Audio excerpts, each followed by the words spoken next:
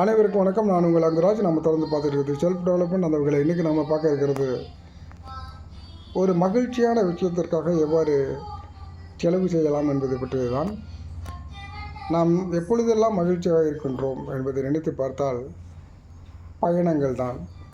வீட்டை விட்டு வெளியே தெரியாத இடங்களில் புதிய மனிதர்கள் புதிய இடங்களை பார்க்கும்போது நாம் எல்லோருமே அதிகப்படியான மகிழ்ச்சி அடைகிறோம் என்பதுதான். எனவே சுற்றுலா செல்லுதல் என்பது மிகவும் உற்சாகத்தை அளிக்கக்கூடிய ஒன்றாக இருக்கிறது. உடலுக்கும் மனதுக்கும் ஒரு புத்துணர்ச்சியை தருவதாக இருக்கின்றது. எனவே இது பற்றி ஒரு பயிற்சியாளர் என்ன சொல்கிறார் என்று சொன்னால், நீங்கள் எதற்கெல்லாமல் செலவு செய்கின்றீர்கள், இந்த மகிழ்ச்சியாக இருப்பதற்காக நீங்கள் செலவு செய்கிறீர்களா என்று கேட்கின்றார். நாம் மகிழ்ச்சியாக இருப்பதற்காக பொழுதுபோக்கிற்கு சினிமாவிற்கு நாம் சொல்கின்றோம்.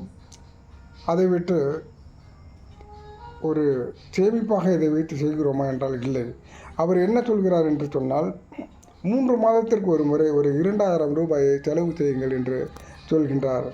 கேட்பதற்கு ஆச்சரியமாக இருக்கிறது. ஆனால் மகிழ்ச்சிக்காக சில செலவுகளை நாம் செய்தோம் என்று சொன்னால் உடல்நலம் மனநலம் நன்றாக இருக்கும் என்பதை தான் அவர் சொல்கின்றார். எனவே 3 மாதத்திற்கு ஒரு முறை குறைந்தபட்சம் ஒரு 2000 எடுத்து வைப்போம். நன்றி, வணக்கம்.